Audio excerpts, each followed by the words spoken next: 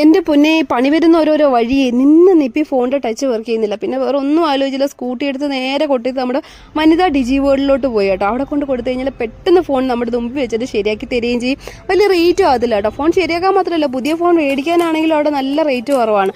ഞാൻ മറ്റേ നമ്മളെ ആമസോണിലും അതിലൊക്കെ റേറ്റ് കമ്പയർ ചെയ്തിട്ട് അവിടെ നിന്ന് മേടിച്ചിട്ടുള്ളൂ. അപ്പോൾ എപ്പോഴും നല്ല റേറ്റ് കുറഞ്ഞാണ് എനിക്ക് കിട്ടിയിട്ടുള്ള. ഒരു 3-4 വർഷത്തിൻ്റെ ഇടയിൽ മേടിച്ചിട്ടുള്ള പുതിയ ഫോണായാലും പുതിയ ഫോൺ ശരിയാക്കാനായാലും എല്ലാം അവിടെ നിന്ന് കേട്ടോ മേടിച്ചിട്ടുള്ള. അപ്പോൾ ഫോൺ ശരിയാക്കി കിട്ടിയപ്പോൾ ഞാൻ അതിൻ്റെ ഫോണിൻ്റെ സ്കിന്നും കൂടെ മാറ്റി, അതായത് നമ്മുടെ സ്ക്രീൻ ഗാർഡ് എന്ന് പറയുമല്ലോ, അതും കൂടെ മാറ്റിയിട്ടുണ്ടായിരുന്നു.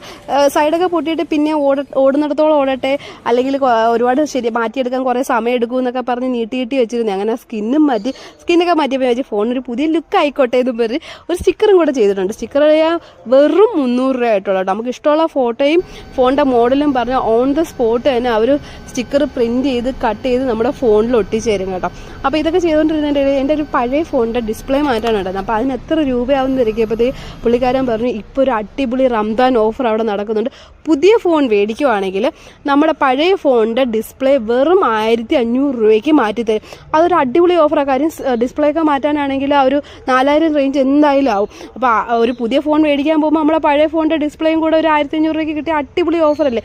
അപ്പോൾ നിങ്ങൾക്ക് ആർക്കെങ്കിലും പുതിയ ഡിസ്പ്ലേ മാറ്റാനുണ്ടെങ്കിൽ ഓടിച്ചെന്ന് പുതിയ ഫോൺ മേടിച്ചോ. അപ്പോൾ ഇത്രയുള്ള ഇന്നത്തെ vlog. Tata bye bye, see U.